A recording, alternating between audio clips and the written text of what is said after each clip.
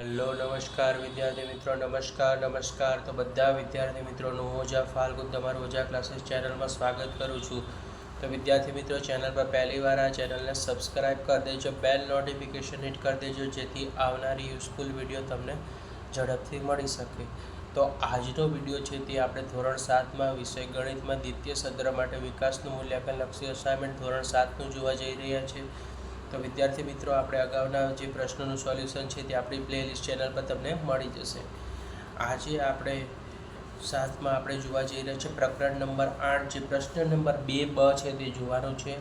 બરાબર. તો 2 છે તે માંગ્યા મુજબ જવાબ ગણો, 6 માર્ક્સનો રહેશે વિદ્યાર્થી મિત્રો. રાઈટ. 4માંથી ગમે તે 3 લખવાના છે તમારે. બરાબર. તો સૌથી પહેલાં છે પ્રકરણ નંબર 8, પ્રમાણિત સ્વરૂપમાં લખો. તો તમને રકમ આપી છે -24 અને ભાગ્યા 32. બરાબર. -24 ને ભાગ્યા 32. તો હવે આપણે જવાબમાં લખીશું -24 ભાગ્યા 32 બરાબર -24 ભાગ્યા 32. તો 24 અને 32 કયા ઘડિયામાં આવે? તો બંને 8ના ઘડિયામાં આવે. તો આપણે લખવાનું 24 ભાગ્યા 8 છેદમાં 32 ભાગ્યા 8. તો 24 ભાગ્યા 8 કરો તો તમને જવાબ શું મળે? -3 મળે. અને 32 ભાગ્યા 8 કરો તો તમને શું જવાબ મળે? 4 મળે. તો જવાબ શું આવ્યો તમારો? -3/4. બરાબર. રાઈટ. હવે બીજો દાખલો છે -36 અને છેદમાં 24 આપ્યા છે. તો આ રકમ જવાબમાં આપણે અહીંયા બરાબર કરી જવાબમાં લખશું -36 ના છેદમાં 24. બરાબર. હવે 36 અને 24 કયા ઘડિયામાં આવે? તો બંને 12ના ઘડિયામાં આવે. તો સૌથી પહેલાં -36 ના છેદમાં 24 લખી કાઢ્યા. ભાગાકાર બંને 12ના ઘડિયામાં. તો 36 ભાગ્યા 12 કરો તો જવાબ તમને શું મળશે? -3. અને 24 ભાગ્યા 12 કરશો તો જવાબ તમને શું મળશે? 2 પડશે. તો તમારો જવાબ શું આવ્યો? -3/2 આવી ગયો. બરાબર. તમને ઘડિયા આવડવા જોઈએ. હવે 45 છે માઇનસ અને છેદમાં 30. તો જવાબમાં લખવાનું -45 ના છેદમાં 30. 45 અને 30 કયા ઘડિયામાં આવે? તો કે બંને 15ના ઘડિયામાં.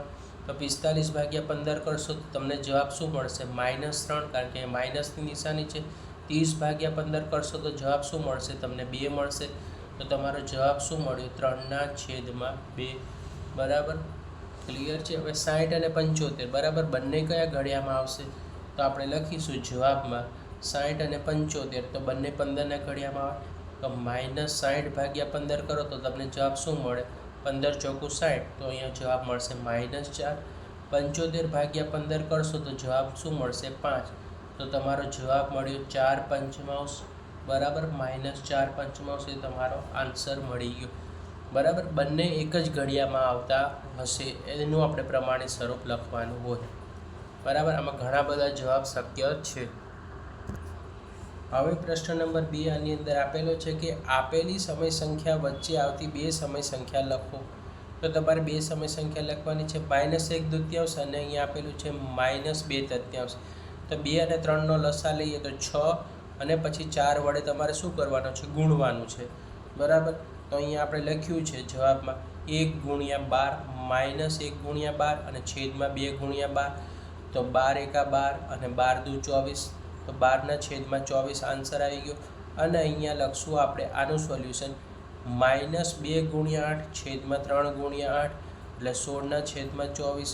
તો 12ના છેદમાં 24 અને 16ના છેદમાં 24 વચ્ચેની સમય સંખ્યા કઈ આવે? તો તે -13ના છેદમાં 24 અને 14ના છેદમાં 24. બંને માઇનસની નિશાની લખવી જરૂરી છે. 4/5 અને 2/3. તો લસા 5 તેરી કેટલા થાય? 15. 15 ને 2 વડે ગુણો તો અહીંયા આપણે લખીશું તો 15 દુ 30 થઈ જાય. તો 4 છ કેટલા નહીં લખવાના? -24 અને 5 6 30. તો 24ના છેદમાં 30 અહીંયા લખીશું 2. હવે છે આપણે 30 આન્સર લાવવાનો છે. તો 2ના છેદમાં 3. તો અહીંયા 30 ક્યારે આવે? કે 3ના ઘડિયામાં 10 લઈએ ત્યારે. 3 × 10 તો 30 થઈ ગયું. બરાબર. હવે અહીંયા 10 હારે છે છેદમાં, તો અંશમાં પણ 10 હારે ગુણાકાર કરો. તો -2 × 10 કરો તો 20 તીસાંશ આવે. તો 24 તીસાંશ અને 20 તીસાંશ વચ્ચે કઈ સંખ્યા આવે? તો -21 તીસાંશ અને 22 તીસાંશ આવશે. બરાબર. રાઈટ. તમારે આ વસ્તુ ધ્યાન રાખવાની છે, લસા લેતા આવડવું જોઈએ. -1/4 અને 3/5, તો 4 પંચા કેટલા થઈ ગયા? લસા અહીંયા થઈ ગયો 20, બરાબર. લસા કેટલો થઈ ગયો અહીંયા?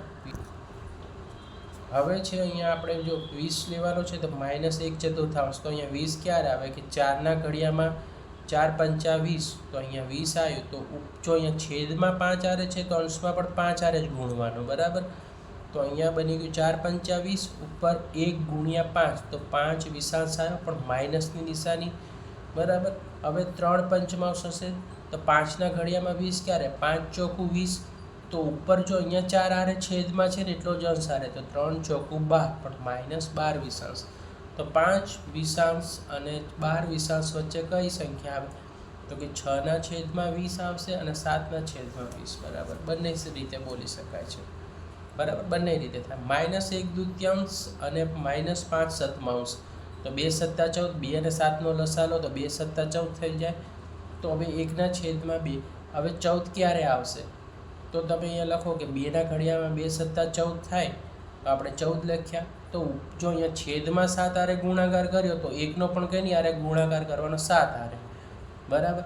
તો અહીંયા શું મળશે તમને? 7 એકા 7 અને 2 સત્તા 14, તો 7 14 આવી ગયા. અને હવે તમારે જો 5ના છેદમાં 7 લખી નાખવાનું વિદ્યાર્થી મિત્રો. તો હવે 7ના ઘડિયામાં 14 ક્યારે આવે? તો કે 7 દુ 14, બરાબર. તો હવે છેદમાં 2 આરે ગુણાકાર, તો અંશમાં પણ 5નો પણ કોની આરે ગુણાકાર કરવાનો? 2, તો 5 દુ 10, તો 10ના છેદમાં 14. હવે આ બંને સંખ્યા વચ્ચે કઈ સંખ્યા આવેલી છે? તો આ બંને સંખ્યા વચ્ચે 7ના છેદમાં 14 અને 10ના છેદમાં 14 વચ્ચે, તો કે 8ના છેદમાં 14 આવેલી છે ને 9ના છેદમાં 14 આવેલી છે. આપણે બે સંખ્યા જ લખવાની છે. હવે છે આપણે પ્રકરણ નંબર 10માં કે નીચેની પદાવલી માટે પદના તમારે અવયવો લખવાના છે.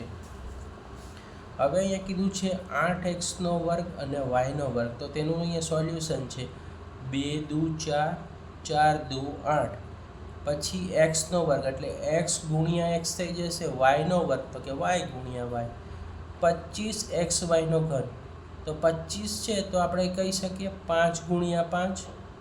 હવે x એક વખત છે, y² એટલે y કેટલી વખત ગુણવાના? 3 વખત, તો કે y ગુણ્યા y ગુણ્યા y.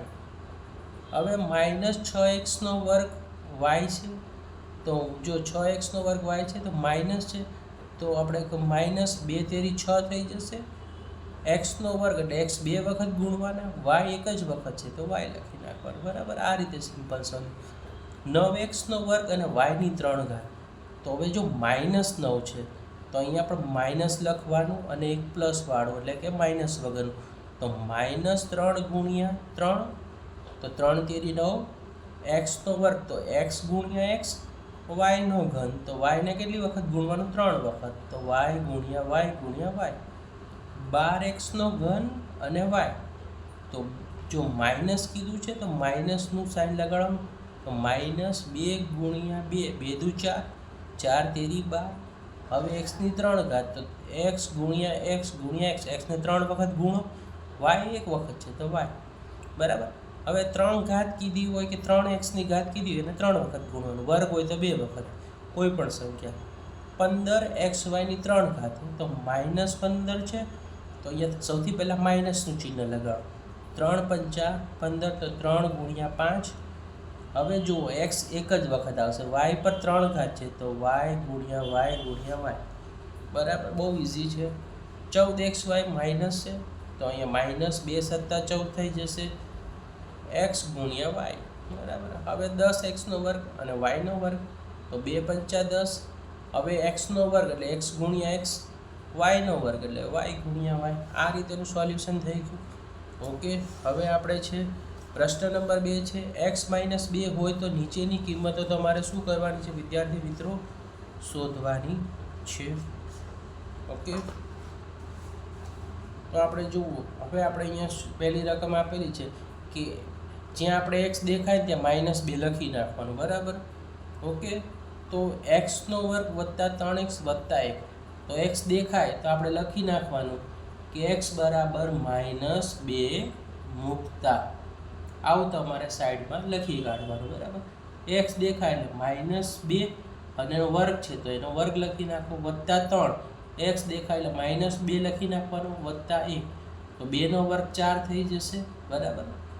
પછી 3 દુ કેટલા થઈ ગયા 6, પણ અહીંયા જુઓ -6 થઈ જશે અને 1 નો 1, તો 4 ને 1 કેટલા થઈ જશે 5. 5માંથી -6 કાઢો તો તમારો જવાબ શું આવે? 1 આવે, બરાબર. 5માંથી 6 બાદ કે 4, જો 4 પ્લસ છે અને 1 પણ પ્લસ છે, તો 4 ને 1 5. 5માંથી 6 તમે કાઢો માઇનસ, તો જવાબ શું આવશે? 1 આવી જાય. ઓકે. બીજો દાખલો x² 2x - 1, તો આપણે લખવાનું કે x બરાબર -2 મૂકતા, એટલે આવું લખી રાખવાનું, એટલે ખબર પડે કે જ્યાં જ્યાં x દેખાય ત્યાં -2 મૂકી દેવાના છે. x² એટલે શું કરવાનું? x દેખાય એટલે 2 લખવાનું. હવે આના ઉપર વર્ગ છે તો આપણે અહીંયા વર્ગ કરી દીધો, માઇનસની નિશાની, 2 ના 2, x દેખાય ત્યાં -2 મૂકી દીધા, 1 ના 1, 2 નો વર્ગ 4 થઈ જશે, 2 ગુણ્યા 2, બરાબર. અહીંયા ઓછા ઓછા શું થઈ જશે? વત્તા, 2 દુ 4 અને -1 ના 1, તો 4 ને 4 8, 8માંથી 1 જાય તો આપણો જવાબ શું આવે? 7 આવી જશે, બરાબર. 8માંથી 1 જાય તો 7. હવે x² વત્તા 4x ઓછા 2, x દેખાય ત્યાં -2 મૂકવાનું. હવે x² છે એટલે 2 નો વર્ગ થઈ ગયો, વત્તા 4 ના 4, x દેખાય એટલે -2 મૂકો અને -2, તો 2 નો વર્ગ 4 થઈ ગયો, વત્તાની હવે વત્તા ઓછા શું થશે? ઓછા, તો 4 દુ કેટલા થઈ જશે 8, પણ કેવા આવશે? ઓછા 8 આવશે અને -2 ના 2, તો તમે જોઈ શકો છો અહીંયા કે આ 4 ને 2 6 પ્લસ છે અને 8 કેવા છે? માઇનસ છે, તો 6, બરાબર. તો આપણે જવાબ કેટલો આવશે અહીંયા? 8 ને 2 10, 10માંથી આપણે 4 બાદ કરો તો તમારે કેટલા આવશે? 6 આવશે, પણ કેવા આવશે? માઇનસ આવશે, કારણ કે અહીંયા માઇનસનું સરવાળો વધારે છે. અહીંયા -8 -2, માઇનસ માઇનસ પ્લસ, તો તમે 10માંથી 4 કાઢશો તો શું આવશે? જવાબ 6 આવશે, બરાબર. આ વસ્તુ ખાસ ધ્યાન રાખવાનું, માઇનસ માઇનસ પ્લસ થશે, નિશાની હંમેશા મોટાની લગાવવાની, બરાબર. મોટી સંખ્યા પ્લસ હોય તો પ્લસ, માઇનસ હોય તો માઇનસનો ટોટલની.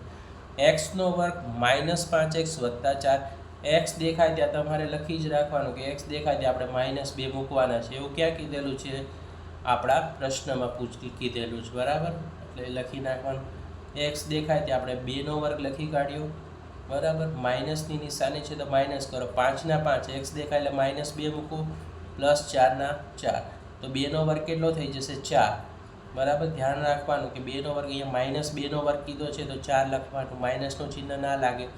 5 દુ 10, માઇનસ માઇનસ પ્લસ, એટલે 5 દુ 10 થઈ જશે, આ ખાસ ધ્યાન રાખવાનું. અને પ્લસ 4, તો 4 ને 10 14, 14 ને 4 18. તો અહીંયા આપણો પ્રશ્ન નંબર 2 પણ સમાપ્ત થાય છે. વિડીયો પસંદ આવે તો વિડીયોને લાઇક કરી દેજો, ચેનલ સાથે જોડાયેલા રહેજો, ચેનલને સબસ્ક્રાઈબ કરી દેજો. આવા જ યુઝફુલ વિડીયો આપણે તમારા માટે લાવતા રહીશું. લાઇક, શેર અને સબસ્ક્રાઈબ, અને વિડીયો પસંદ આવે તો કમેન્ટ પણ કરી દેજો. હવે આપણે નેક્સ્ટ વિડીયોમાં મળીશું. Thanks for watching.